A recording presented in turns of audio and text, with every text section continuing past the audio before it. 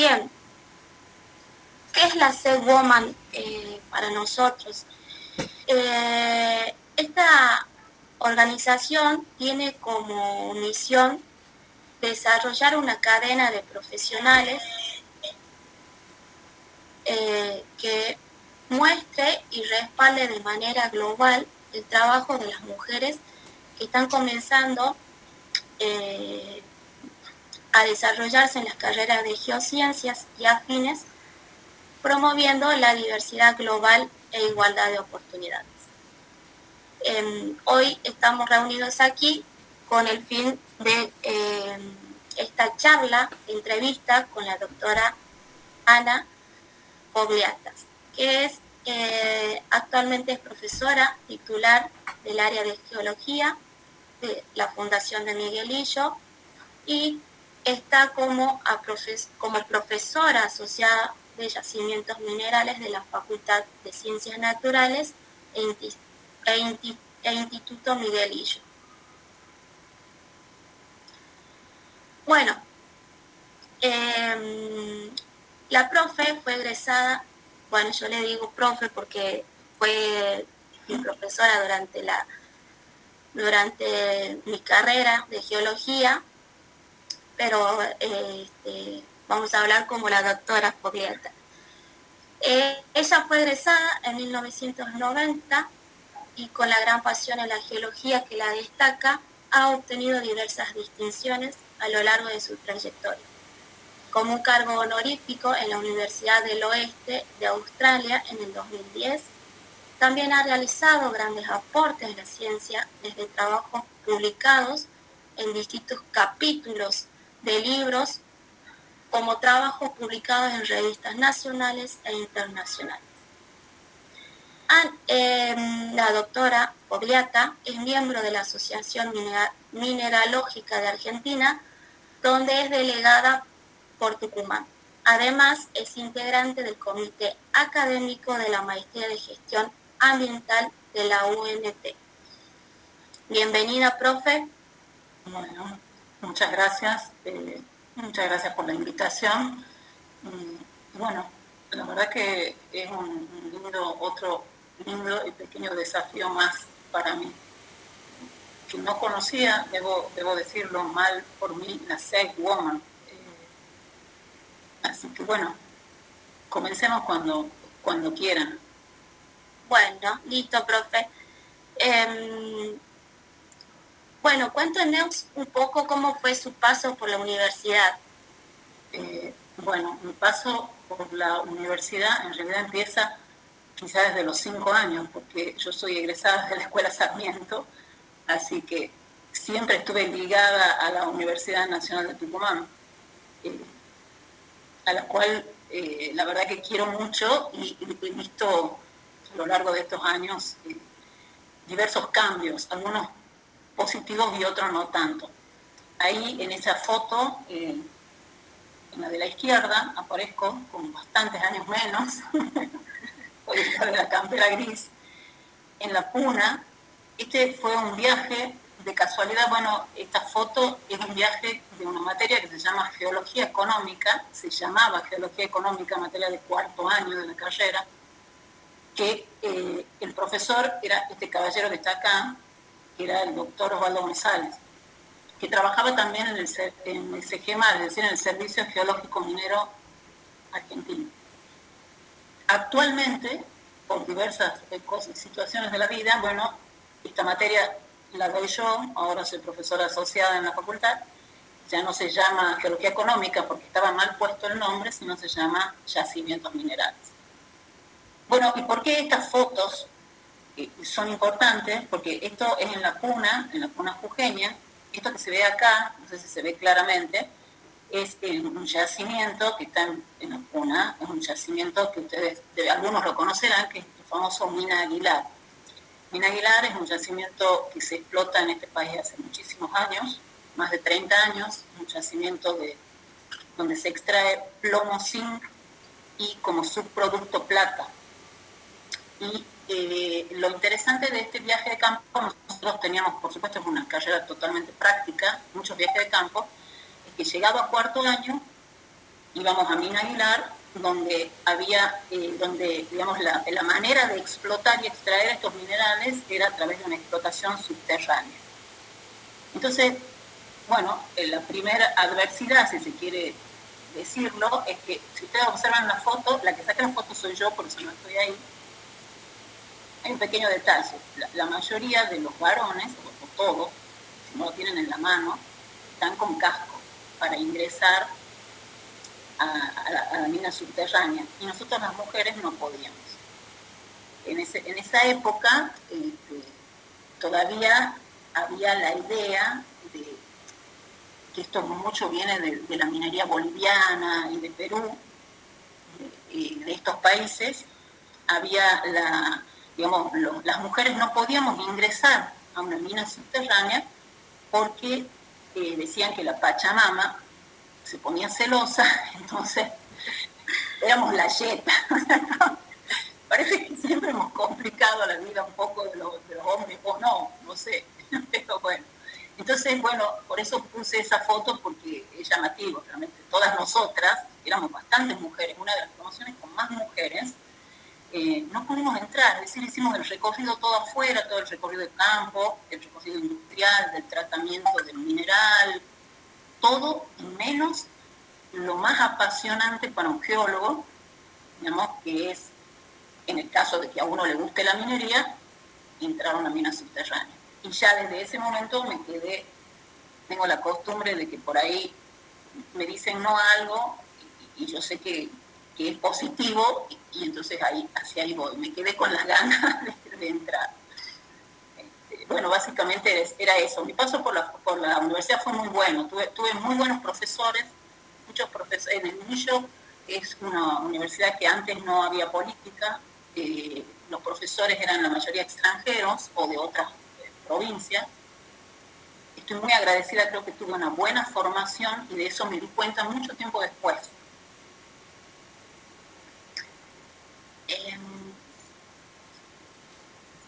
Bien, profe. Sí. ¿Y el trato en la facultad era hacia las mujeres era muy distinto con los alumnos varones? No, para nada. No, totalmente. No. Era un trato igual, totalmente cordial, y nunca tuve ninguna experiencia que sea negativa. Y es más, cuando íbamos a las carpas, que a ustedes también les debe haber pasado, dormíamos mujeres, varones, lo que había, lo que tocaba. Así que, porque en el campo muchas veces uno no puede decidir, no tiene las comodidades, ¿no? que las tenemos en casa. No, por supuesto. Profe, y sí, en comparación, ya que como nos comentó al principio, actualmente está como profesora de la cátedra de yacimiento. Sí. ¿Cómo ve reflejado la cantidad de alumnos o mujeres que había en esa época y la cantidad de alumnas que hay actualmente en nuestra facultad, bueno, sobre todo que es donde está actualmente? Sí, bueno, la verdad que en esa época se rendía examen de ingreso. Sí, y normalmente si había los ingresantes en geología, recuerdo muy bien que nosotros ingresamos 60 y terminamos, no sé, debemos haber terminado 10, digamos, año a año. Y de esos 10 éramos 5 y 5. Fue como te explicaba, o como les explicaba, una camada de muchas mujeres. Hoy en día también tengo bastantes alumnas, aunque no tantas. Este año tengo 5. Tengo 5 alumnos, es una materia de cuarto año. De esos 5 alumnos son 2 mujeres y 3 varones. Y un muy buen curso, la verdad que de un muy buen nivel. Y el año pasado tuve 7, creo, o 6, de los cuales ya, y así, digamos, viene bajando. Y es raro, es muy raro, porque yo tengo contacto con colegas chilenos, sobre todo, y de Australia, y ellos me dicen que la necesidad de geólogos es cada vez mayor. Creo que en este país recién de nuevo está comenzando a abrirse nuevas posibilidades, pero si ustedes cruzan la frontera para cualquier lado van a tener seguramente trabajo. Se necesitan geólogos, es así. Sí. Bueno, profe, nosotros como estuvimos charlando en algún momento y bueno, tengo conocimiento, me comentó que en los años 90 ingresó por primera vez a una mina, que es en Chile, fue en Chile. Sí. ¿Ese fue su primer trabajo? No. En realidad fui a un congreso y bueno, ahí esas fotos muestran, ese es el paso, digamos, el paso de Jama, este ya es en la puna, pero del lado chileno, ¿no? La puna jujeña, digamos, no puna jujeña, sino la puna, pero del lado chileno, donde se puede ver, volcanes, por supuesto, como es la geología, la geografía de la zona, aridez y estas lagunas, ¿no es cierto?, que están preciadas hoy en día por sus contenidos en litio. Sí, fui a un congreso y bueno, tuve la suerte de poder acceder ahí por primera vez a una mina subterránea, pero ya estaba recibido. Durante la época de facultad, cuando era estudiante, hice pasantías en Farallón Negro, que es una empresa estatal, como ustedes saben, ¿no es cierto?, Yacimientos Mineros Agua de Dionisio, una empresa del Estado, pero tampoco pude ingresar a una mina, al subterráneo. Bueno, mi experiencia, y esto, la mina esta subterránea está muy cerca, esta es la ciudad de Antofagasta, al norte de Chile, donde está la Universidad Católica, donde se estudia geología, es una universidad privada, muy buena, de muy buen nivel. Y bueno, fue una experiencia, por supuesto, fantástica. Es como confirmando aún más que que mi orientación era hacia el yacimiento, ¿no?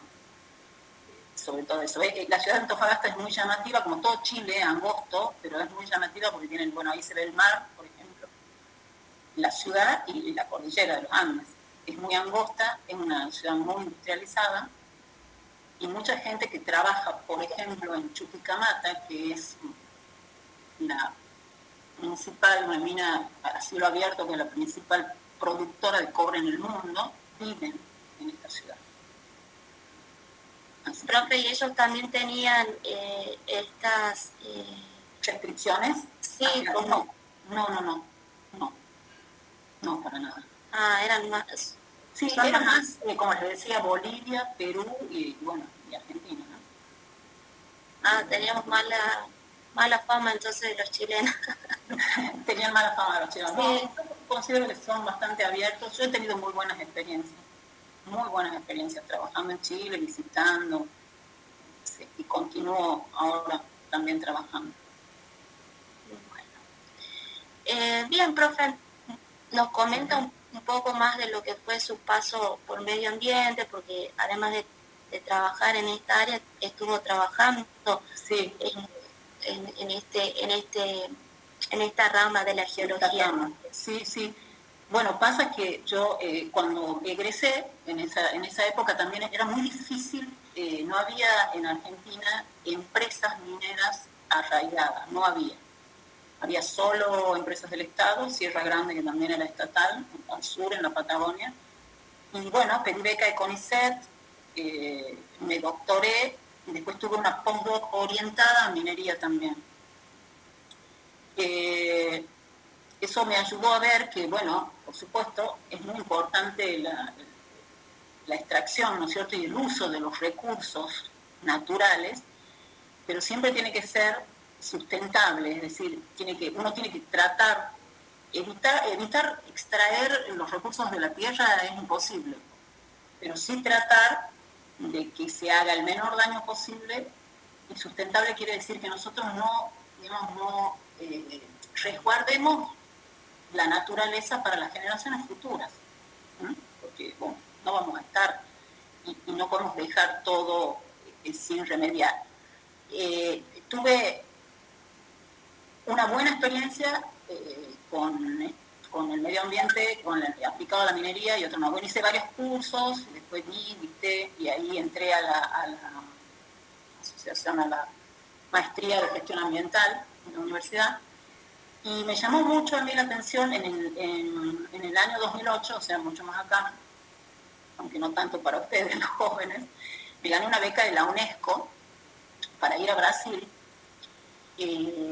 La sede era Belo Horizonte, pero bueno, Belo Horizonte está, digamos, a la altura del Río de Janeiro, hacia adentro, y está justamente en el estado de Minas Gerais. Minas Gerais es el estado donde más yacimientos hay en Brasil. Brasil es muy importante productor de hierro, y ahí aprendí, tenía una parte teórica, una parte práctica y una parte de campo, realmente muy buena, y aprendí cómo cuidan, ya en ese momento, en el 2008, cómo los brasileros cuidan, así como los europeos, los canadienses, cuidan, digamos, perfectamente el medio ambiente. Es decir, por ejemplo, esa foto que está ahí, la de la derecha, es la misma explotación. Está trabajando en la explotación, es un open pit, ¿no es cierto? Una mina de hierro a cielo abierto, ¿sí? Y a medida que se va explotando, van remediando la otra foto, ¿sí? Esta. Ustedes pueden ver cómo ellos van plantando, ¿sí? Ponen unas mallas que son como, ¿cómo se llama?, de arpillera, ¿sí? Y a medida, porque el open pit se explota digamos, de afuera hacia adentro, ¿no es cierto? Son escalones. ¿Sí? Y entonces van también remediando, es decir, que cuando se termina la explotación, sacaron todo el hierro, el litio, lo que tengan que sacar, ellos tratan de dejar lo mejor posible este lugar para el futuro, ¿no? Para el provecho. La verdad que me ha llamado muchísimo la atención. En este caso particular, Brasil tiene quizá en cuanto a la vegetación, tiene la suerte de que el clima ayuda, por ejemplo. Les ayuda bastante para que la vegetación se reconstituya rápidamente, cosa muy diferente si tenemos que hablar de yacimientos que están ubicados en zonas muy áridas. Pero se pueden hacer otras cosas. Se puede remediar de otra forma. Hay diversas formas. Así que bueno, eso fue para mí muy importante, ese viaje, porque no solo aprendí mucho sobre explotación, sino también cuidado del medio ambiente. Sí, también estuvo por Suecia, si no... Oh, bueno, esa sí, me hubiera encantado, pero esa fue una experiencia negativa con el medio ambiente. En la época, y fue anterior a lo de Brasil, en la época del gobierno de Menem, alguno que esté con unos añitos más se van a acordar, Menem, en realidad vinieron muchas empresas multinacionales a invertir en nuestro país. Se abrió bastante, fue un momento muy interesante, muy importante para la gente que trabaja en la actividad privada. Pero tuvo también sus complicaciones. En ese momento había una beca de la embajada sueca para hacer remediación y medio ambiente en Suecia. Y bueno, me presenté y la gané. Cuando gano la beca, ¿qué pasó después? Bueno, me comunican que todo estaba bien y luego me mandan una carta en ese momento y un mail de la embajada sueca donde me dicen que el gobierno argentino había entrado, el país había entrado como un país de primer mundo, entonces esta beca completa ya no me lo podían dar porque yo era argentina del primer mundo, no era del tercer mundo, cosas que yo no veía, pero bueno. Y me quedé sin beca y no pude ir. Y la verdad es que fue durísimo porque no entendía nada, pero bueno, ahí hay yacimientos increíbles, hay yacimientos muy importantes en Suecia y también cuidan mucho el medio ambiente. Ahí hay en esta foto es cuando comienza la explotación, esta de abajo, cuando están con la explotación avanzada, y acá ya la remediación. Este es un yacimiento que se llama Kirunavaara, muy conocido en Suecia. Pero bueno, me quedé ahí, por eso, bueno, también para que vean que no todo siempre es tan positivo, uno tiene sus piedras en el camino. Pero justamente no haber ido ahí me impulsó a ir a Brasil y buscar otras formas, ¿no? De aprender. Eso es lo importante. Siempre aprender. Siempre buscando nuevos desafíos. Así es, así es. Pero bueno, tuvo una hermosa oportunidad que es su experiencia en la Universidad del Oeste de Australia. Sí, la verdad que sí.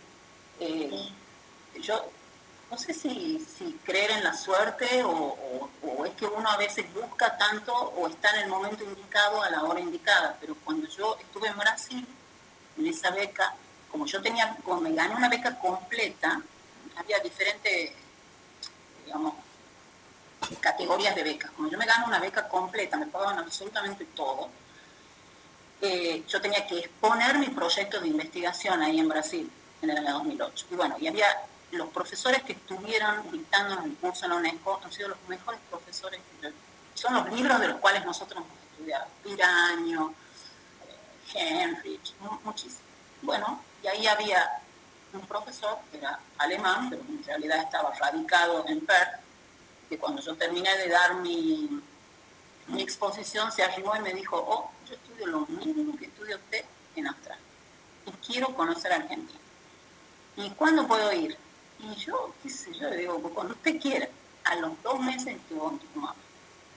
Y empezamos a trabajar juntos. Y hasta el día de hoy trabajamos juntos. Y bueno, y cómo llego yo ahí a la Universidad de Australia, porque hay una... Y ahí vamos a ver la primera diferencia entre la Universidad Nacional de Tucumán o las universidades del país con las universidades extranjeras. Las empresas mineras, y en cualquier otro rubro, empresas agronómicas y lo que sea, cuando buscan un asesor, cuando buscan contratar a alguien, van directamente a la universidad.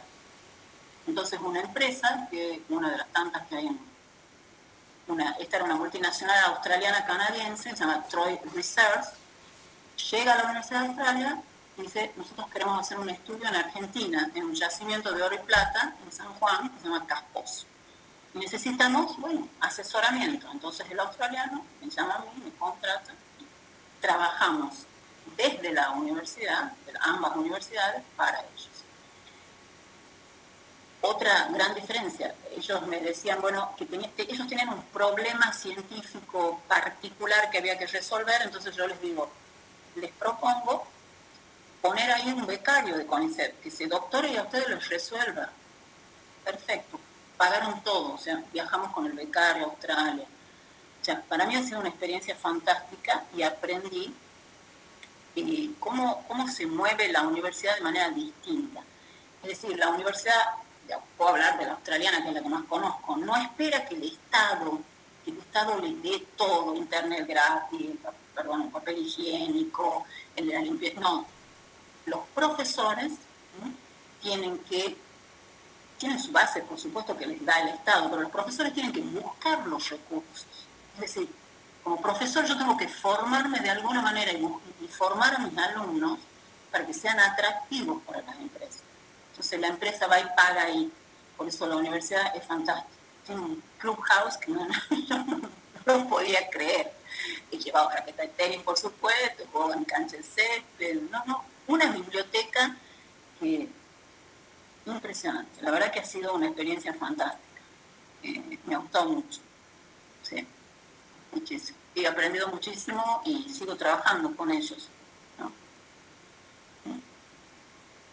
Online ahora, pero bueno, pero ya pronto vamos a ver. Pronto algo saldrá. Sí.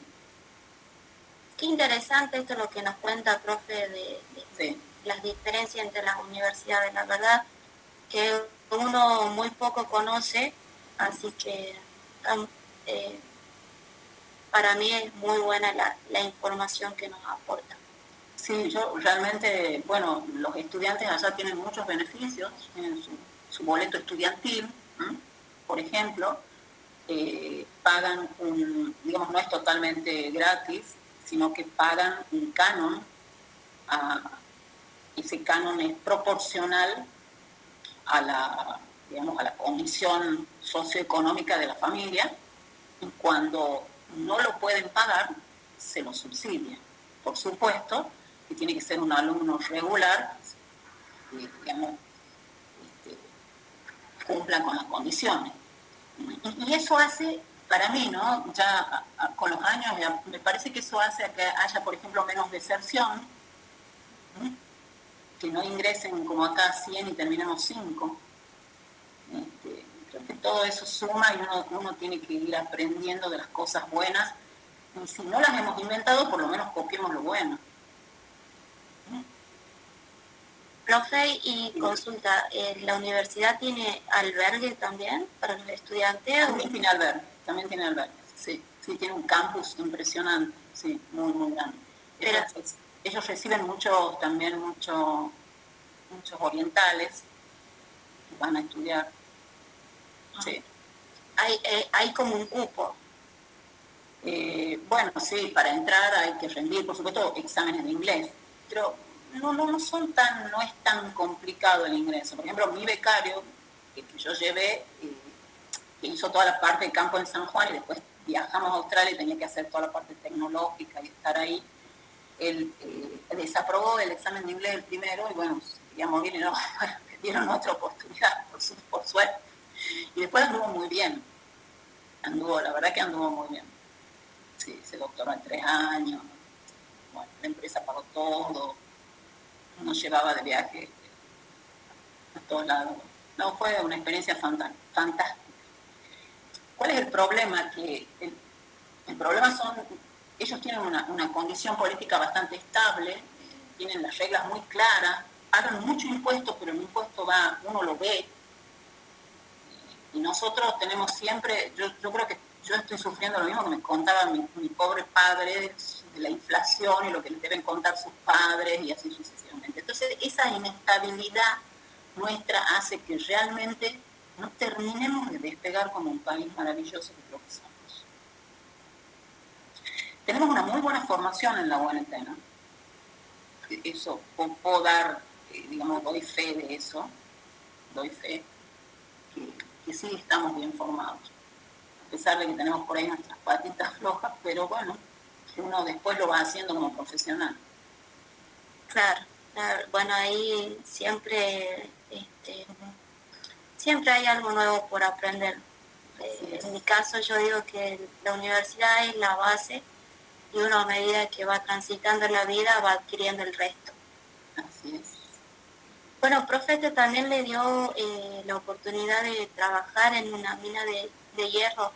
No trabajé, trabajamos, en realidad esto fue, como estuve bastante tiempo, esto fue el recorrido de ahí en Australia, en la parte oeste, ¿no es cierto? Tiene lo que se llama el cratón de Gilgram, así le llaman, y hay muchísimos yacimientos. Hay yacimientos, Australia es el primer productor de hierro, de níquel, de cobalto y de litio. Es decir, tienen la suerte de tener cobalto, níquel, litio y también tienen aluminio, que son los 4 componentes que requiere una batería para la computadora, para el celular, para los autos. Tienen esa suerte. Y bueno, hemos recorrido numerosos yacimientos. Acá este es uno de hierro también, de hierro y níquel, ¿no? Y esto que ven acá al fondo, estos son open pit también, a cielo abierto, lo que ven en el fondo es agua. Ese yacimiento tenía el problema de que se inunda de abajo, entonces constantemente tienen, por ahí ven mangueras, ¿no? Se ve. Constantemente tenían que estar bombeando y sacando. Pero bueno, luego lo remedian y hemos recorrido muchos kilómetros en Australia. Y la gente en los pueblos, hay pueblos y ciudades que han nacido desde la minería. No es que estaba el pueblo y la minería, sino al revés. Muy interesante, la verdad. Así es. Pero bueno, tienen, como les decía, la suerte de tener todos esos componentes. Nosotros los argentinos ahora estamos todos un poco alertas y desesperados por el litio, ¿no? Pero bueno, solo tenemos litio. nos falta níquel, cobalto y aluminio. Así que vamos a tener que negociar con otros para poder venderlo. No todo es tan fácil para nosotros. Encima, yo a veces comenté a algunos chicos cuando doy clase, la cuna, digamos, del lado argentino es más húmeda que del lado chileno. Entonces, todas las lagunas, todos los yacimientos de litio chilenos son más ricos en litio, porque el litio, ustedes saben, se forma por evaporación, ¿no?, que los yacimientos argentinos. Así que ahí está. O sea que estamos bien, pero tampoco no tan bien. Sí, hay que invertir más en la exploración. Por supuesto, sí. Hay ahora, actualmente hay 2 yacimientos en la zona argentina que están explorando y empezando a explotar, o por empezar. ¿De cobalto? No, de litio. Cobalto, litio. Cobalto, no. Sí. Así que es un paseo, no he trabajado, yo nunca he trabajado en minería directamente relacionada a la empresa. Siempre he trabajado como asesora desde la investigación. Uno muchas veces dice, bueno, a ver, ¿cuál es la diferencia? Sí, quizás hubiera ganado mucho más dinero si trabajara en una empresa, pero yo a esta altura de mi vida digo, soy dueña de mi tiempo, siempre fui dueña de mi tiempo. Es decir, yo prefiero, y a veces uno publica un trabajo en una revista científica y la gente se pregunta, ¿para qué tantas publicaciones? Bueno, alguien lo lee en algún lado, alguien lo ve y alguien nos llama. Así que la ciencia sí es muy importante. La básica y la aplicada, que es la que hago, ¿no? No, nos sirve un montón esas publicaciones. Sí. Por ejemplo, hace poco, hace un año, en plena pandemia, me contactaron por mail porque habían leído un trabajo mío y unos chilenos, y bueno, ahora estamos empezando a hacer un trabajo juntos. Habían leído una publicación. Así que así es. Muy bien. No sé qué otra. Abre puertas también publicar. Sí. Bueno, profe, unas preguntas más o menos que de acuerdo a su trayectoria en el trabajo en ciencia y en investigación, ¿qué medidas cree que pueden ser prioritarias para avanzar hacia la igualdad de género en la ciencia?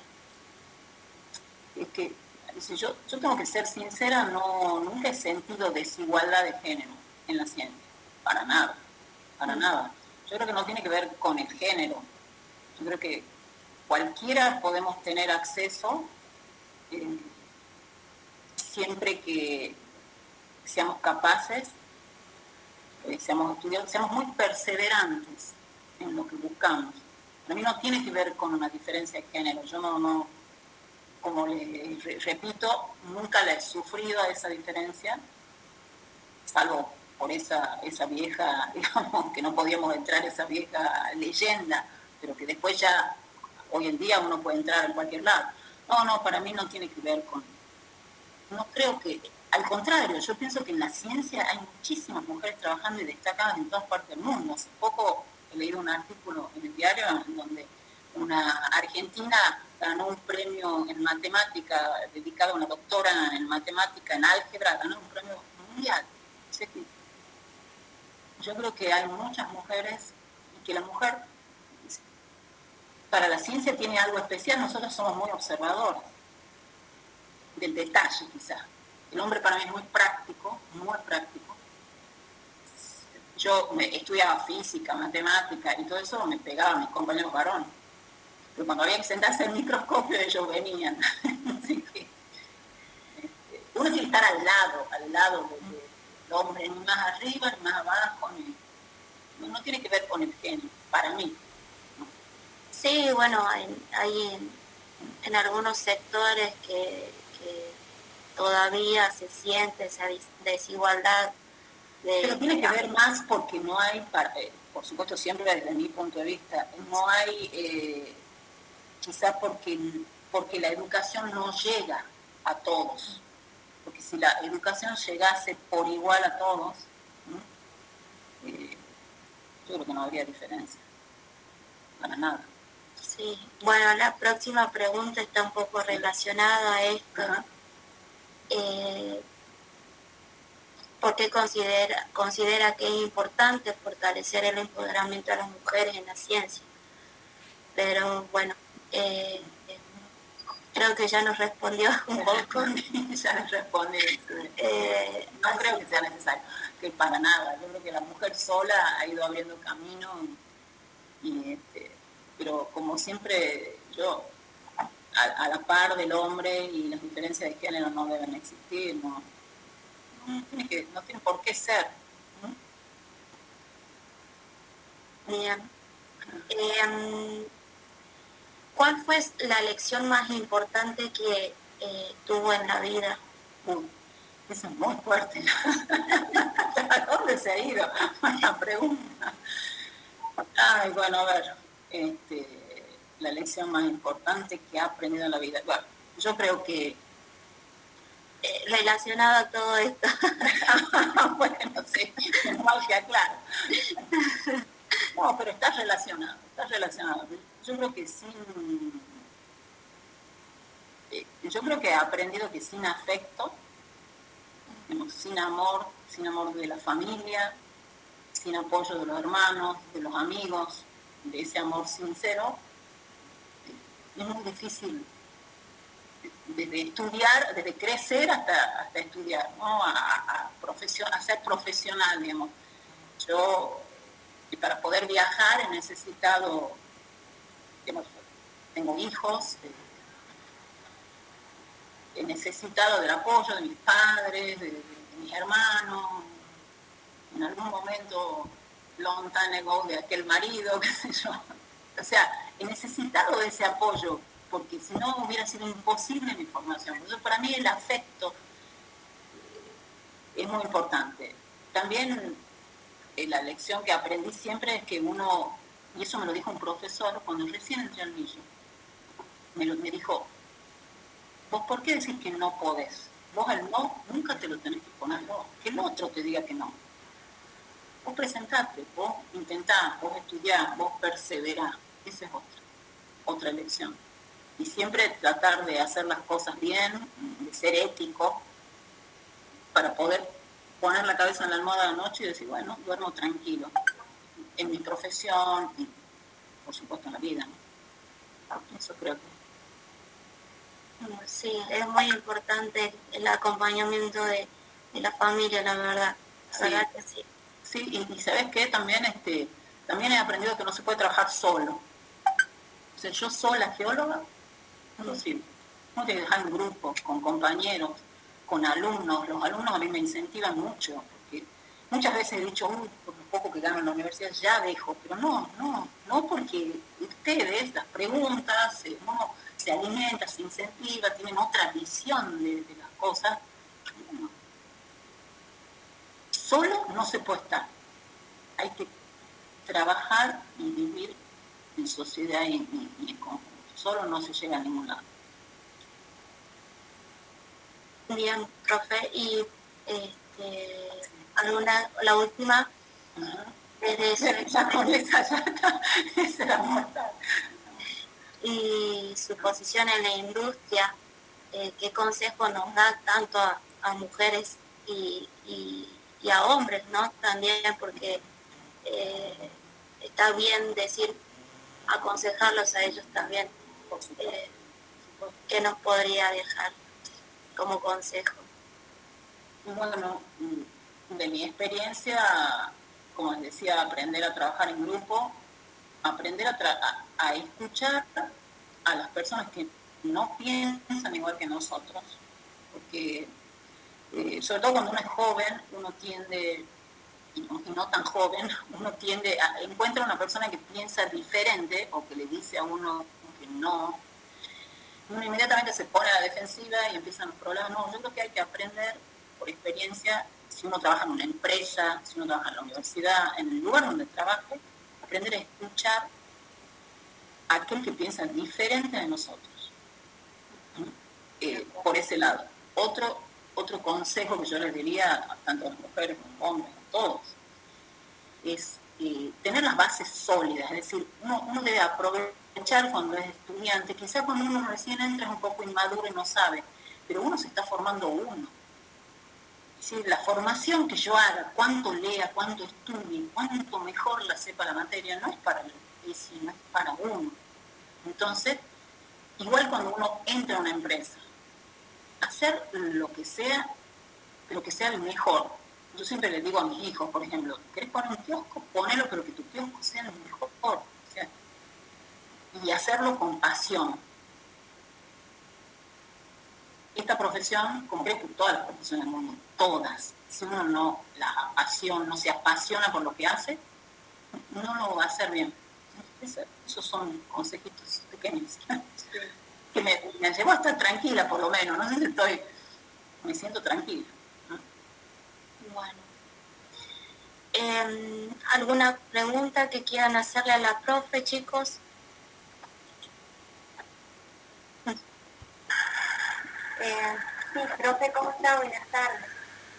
Buenas tardes. Una de mis consultas sería que cuando usted inició en su carrera profesional, en ese momento se sintió acompañada a la hora de resolver quizás algunas situaciones a las cuales no iba a estar acostumbrada, sino que estaba en duda de cómo resolverlo, porque inicialmente cuando uno arranca, está cargado de incertidumbre, y por ahí es como que espera tener cierto acompañamiento quizás de teólogos que están más avanzados y con mayor experiencia. Usted tuvo esa oportunidad, tuvo que sortear esa dificultad sola. En realidad yo nunca tuve duda de lo que yo quería estudiar en la profesión, pero sí tuve muy buenos profesores en los cuales yo me pude... Hay alguien que yo recuerdo mucho, el teólogo Dante Indri, que era jefe de trabajos prácticos en petrología, que después se fue a Bajo la Lumbrera y lamentablemente falleció, tuvo un accidente en Bajo la Lumbrera. Él era una persona que para mí era muy dedicado y yo cuando tenía dudas, incluso de otras materias o en situaciones, le he consultado mucho. La verdad que creo que tuve suerte en eso. O quizás elegí la persona indicada. Sí. Y bueno, también por una situación particular mía, mi papá, el que tenía fincas, nos llevaba desde muy chicos y le encantaba la naturaleza y siempre fue muy de la naturaleza, y él también, en este caso, me aconsejaba con algunos, no son inconvenientes, sino dudas que a uno se le presentan, ¿no? ¿A eso te referías? Sería como más enfocado al momento de ejercer. En el momento de ejercer. En el momento de ejercer, sí, tuve muy buenos compañeros de trabajo. Yo cuando recién me recibo y gano la beca de CONICET y me presento a un concurso y lo gano en facultad, entro en una cátedra donde había 3 hombres. Y yo era muy chiquita, me recibo a los 22 años. Había 3 hombres más grandes y yo, uno de ellos, no voy a decir, algunos lo conocen, no voy a decir el nombre, porque queda mal. No queda mal, sino que van a quedar mal los otros. Fue para mí un compañero, pero fantástico. Alguien que me enseñó muchísimo. Me enseñó minería como nadie, trabajo de campo. Y cuando una vez, digamos, decidí dejar la universidad, él me llamó, me invitó a tomar un café y me dijo, no, ¿por qué? No dejes, dale vuelta, si tenés un problema, seguí, sos capaz, podés. Esa fue una mano amiga que actualmente también la tengo, ¿no? Ya está jubilado y hace poco lo vi en el asado del Día del Geólogo y es una alegría realmente cuando lo veo. Fue compañero mío, compañero de trabajo, ¿no? Yo creo que en las empresas también debe haber, siempre hay alguien que uno puede pedir un asesoramiento, una ayuda. Creo que es así. ¿No? Por supuesto que existe competencia, eso no lo vamos a negar, pero la competencia tiene que ser leal.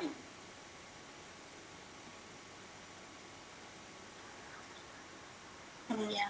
¿Otra duda? ¿Alguien más quiere consultarle algo a la profe?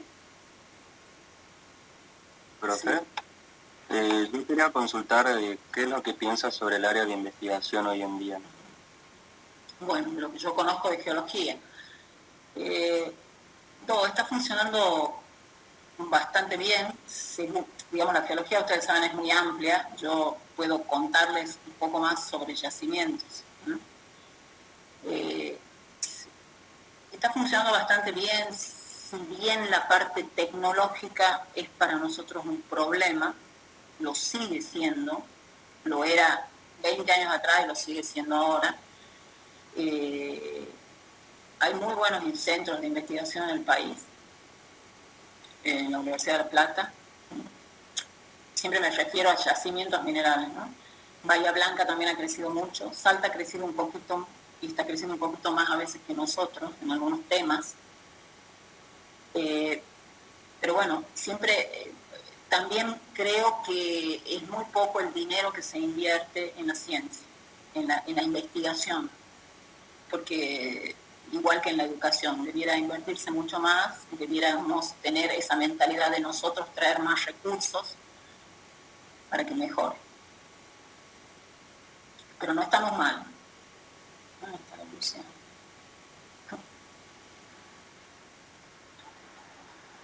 Bueno, profe, tenemos un minutito más. ¿Sí? ¿Alguna otra consulta? Bueno. Bueno, profe, un placer. Muchas gracias por habernos brindado esta charla, entrevista. Y gracias a todos por haber participado. Están dando las gracias, profe. Bueno, no, muchas gracias a ustedes. La verdad que, bueno, siempre es interesante el contacto, ¿no? Y dar una charla desde otro punto de vista, que uno siempre va y da charlas mucho más geológicas. Sí. Tal cual. Bueno, muchas gracias. Bueno, profe, un placer. Mío también.